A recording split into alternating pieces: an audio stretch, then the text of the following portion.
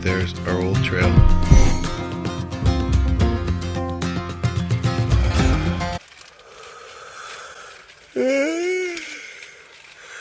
5 a.m. comes around pretty early in these parts. We have a weather report saying it's going to be 5 degrees, which is crazy, and rain. So we just don't even know what to make of that. We're just concerned and bewildered. But we'll have to deal with it. We hope it just doesn't make everything like completely untravelable slush. So we'll see. But anyways, it's time to get coffee up. Oh man, I could have slept for another hour. Fabric.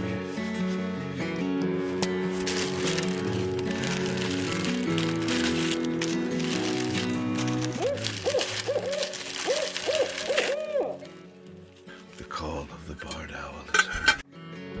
You hear that? Owl call? Oh yeah, there he is.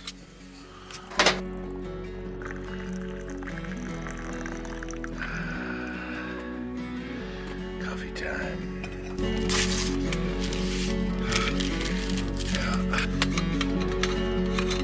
Putting hot water in my thermos at night. Maybe I should actually heat this up this morning though. Do you need water for your thermos this morning? Yeah. Still hot. Just heat it up as much as possible, you know?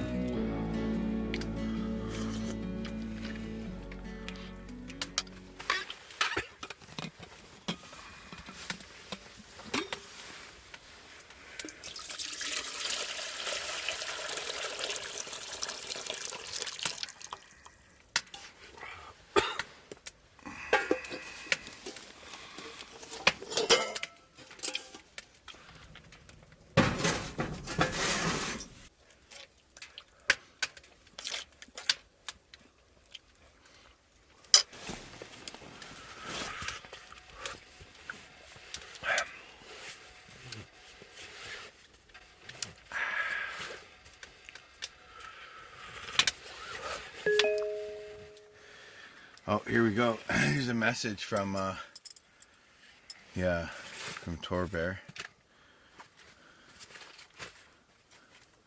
Just on the intel here about there's another snowmobile trail that if the slush gets really bad, the snowmobile trail is about 200 meters west of Sylvester Lake for a majority of it, but by the time you get to the Chattahoochee River, it'll be more like 750 meters west.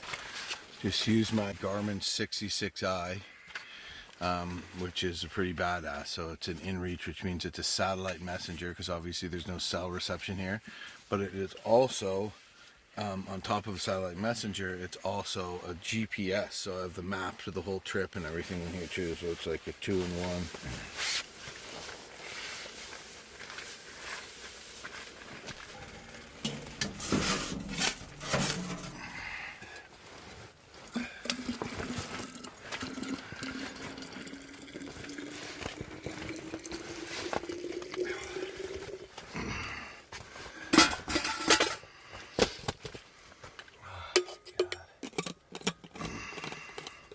They're way lighter, but the inside is still wet enough, damp enough. I think it's beyond damp.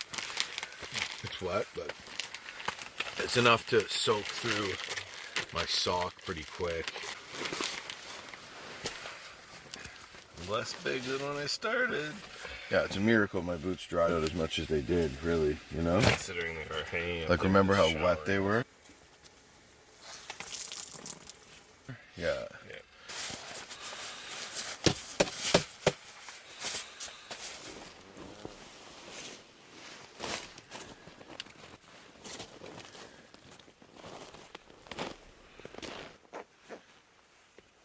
This is my bag that was on the back of Nate's toboggan yesterday. Caused by the weird thaw. Let's pull up where Jim is. Cheese rolls. Looks like it was a little colder than -4 last night, eh? I think so, the way things have firmed up. Yeah, maybe a bit. Judging by the fact that the husky is shivering, you know? Yeah. Good boy. Very good. Huskies are the good. What's good, husky?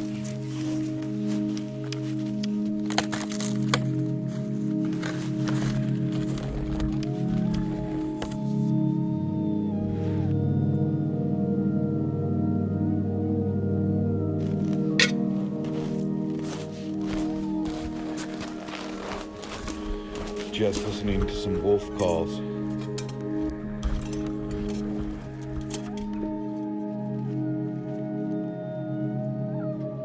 Cold slows everything down. It was only supposed to get down to -4 last night, but my guess is that it got down to a lot colder and it's probably about -10 right now. Like, here's my axe sheath. I got wet yesterday, and that's like as best as I can do. I'm gonna like kick it on. Try to wrestle it on, push it on with my feet, but everything's frozen up. It's good though. It's good because hopefully that, at least for the bit, that layer of crust slush might be frozen up a bit and allow us to walk.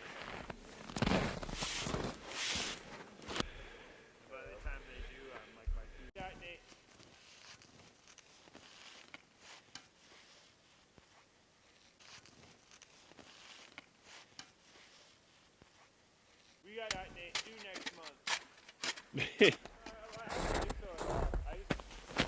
No, just fucking no problem. Mine's 12.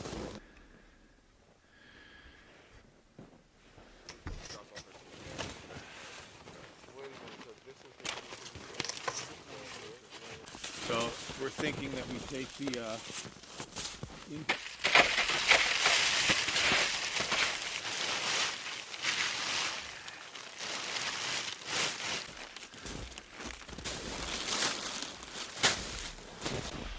So these guys' poles are froze because of the warm weather yesterday and then the dropping down to -12. Wisely using a stove. You can use your hands too, but it's cool and sometimes doesn't even work. Wow, she's really frozen in there, eh? You try just using your hands? Yeah, I did a whole pole with my hands. You just froze your hands or it just took forever? Seems less pleasurable. Yeah, for sure. Seems like there's a better way. Yeah.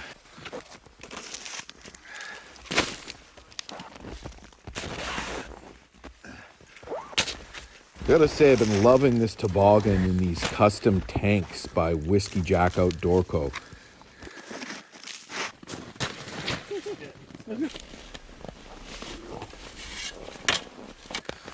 All right, North. I was gonna put on some of this Musher Secret. It's made from natural waxes, 100% natural waxes, and because it's colder today and the snow is more abrasive because it kind of iced up and melted and then kind of iced up. The snow's a little more abrasive, so that can be kind of tough on his paws. And then also because of the slush that we're going through, when he pulls his paws out, it's going to be colder, and that can create, he won't get frostbite or anything because of the incredible miracle of circulation that exists in Husky's paws.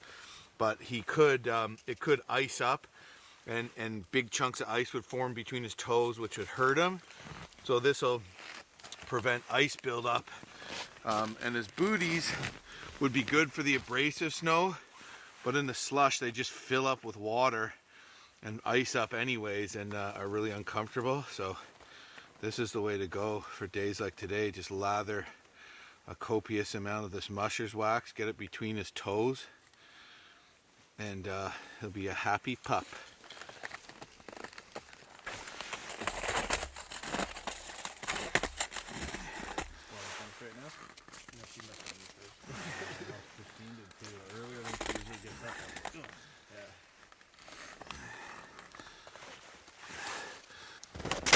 I mean, as long as we don't hit knee-deep slush right there, it'll be more fun, probably.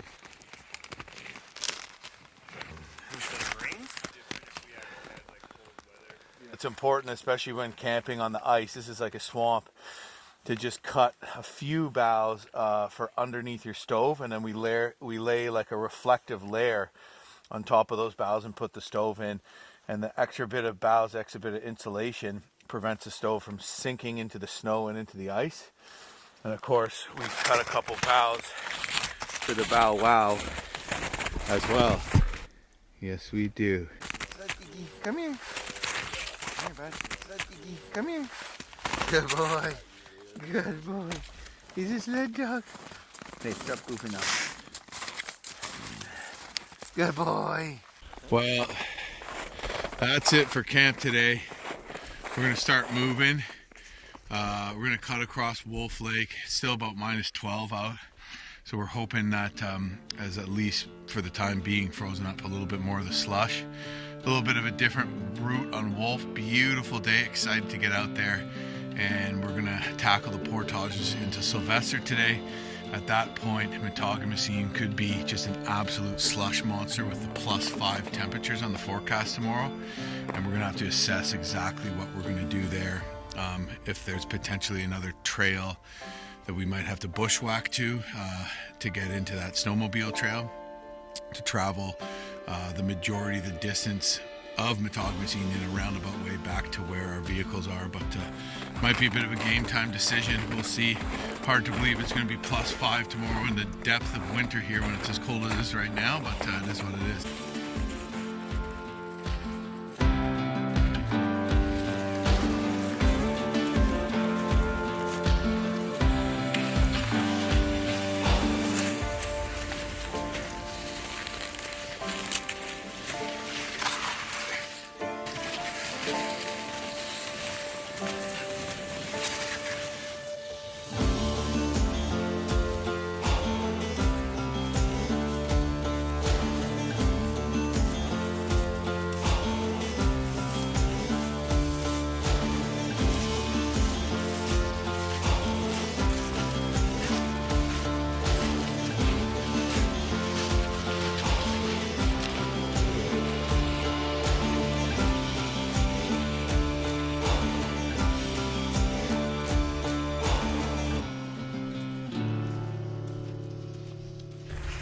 So far, so good.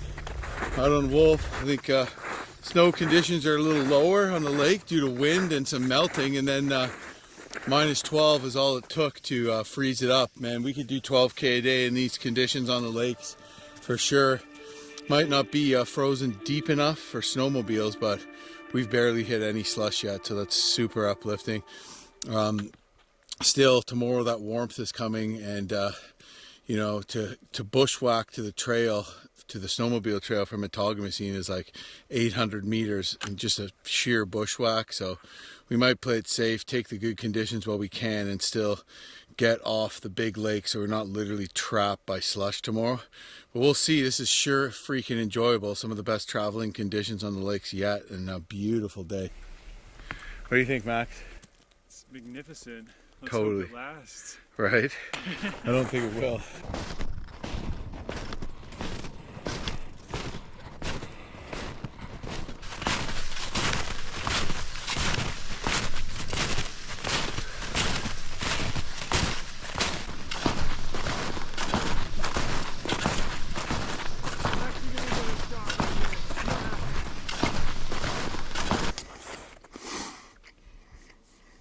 Beef jerky.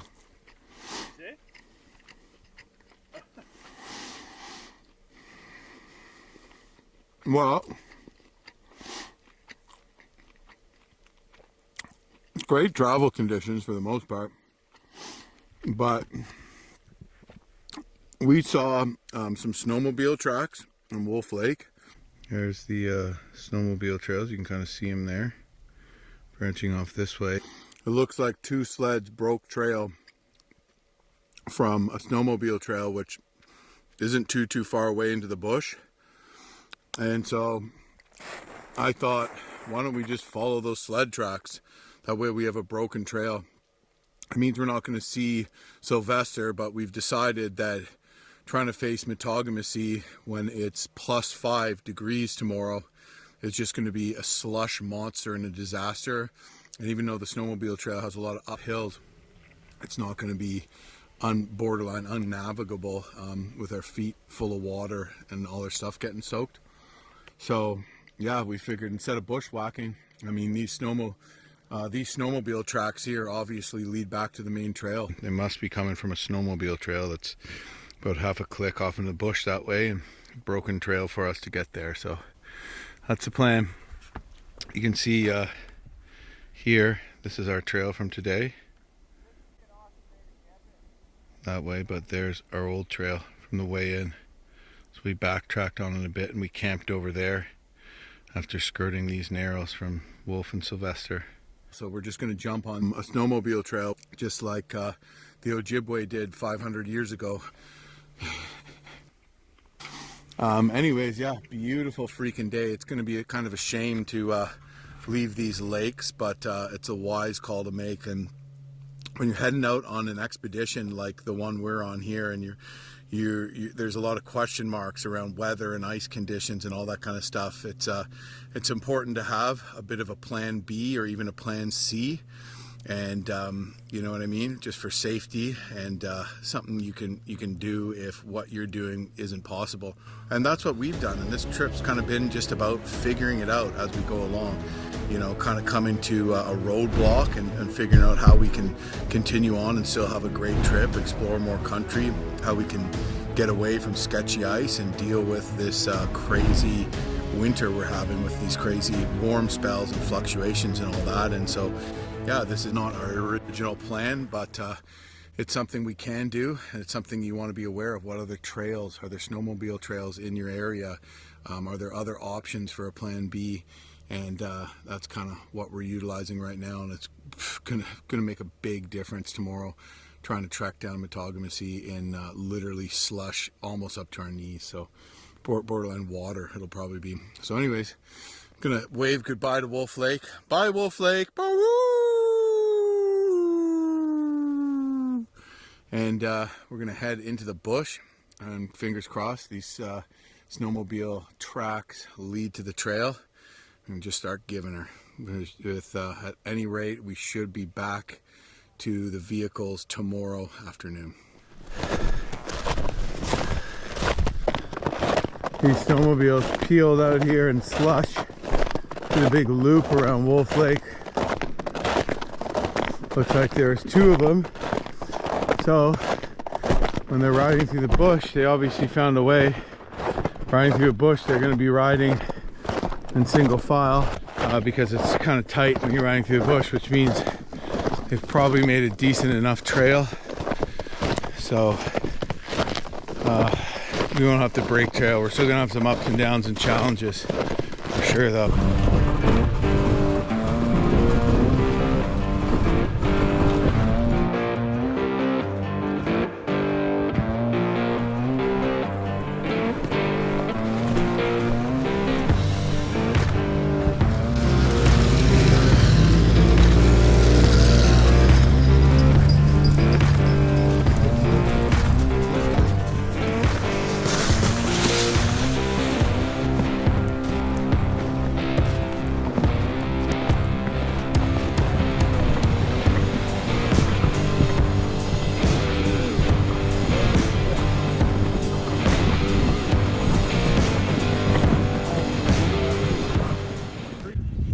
A spruce grouse.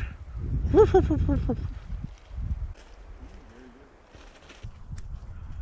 Giardia made you lactose. Yeah. And then you're convincing us to drink all this thick water. Well, I mean, If I can't have food, no look, one can. the best horse riders, back riders, have fallen off the most times, right?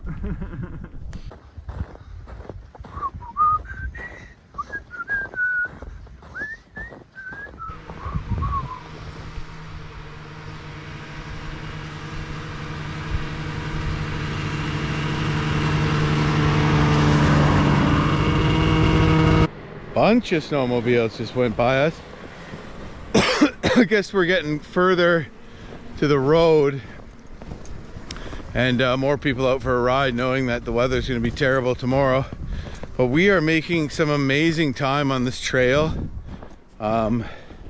Just so much faster, even though it goes you know, around. It doesn't go directly where we want it to go, a bit of a roundabout way, but just because we're not dealing with the slushy travel conditions, I'm sure now the lakes have softened up.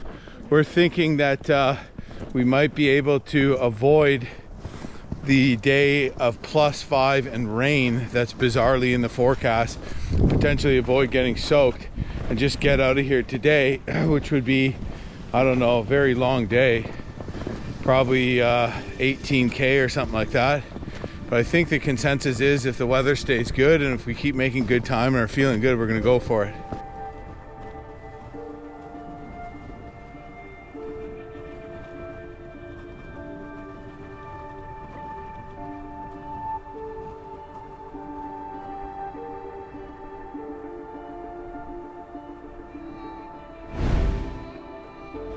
This is so well graded right now, it feels like I'm just pulling nothing. It's effortless cruising.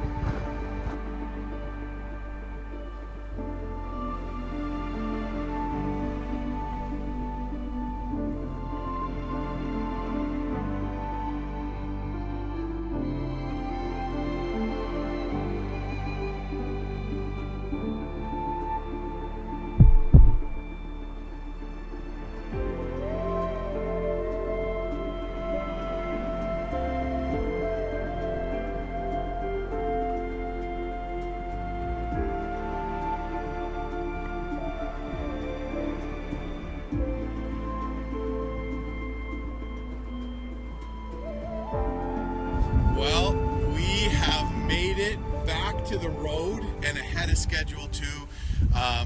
Basically, we avoided the horrible rain and slushy conditions and +5 temperatures that would have basically made travel very challenging for us tomorrow.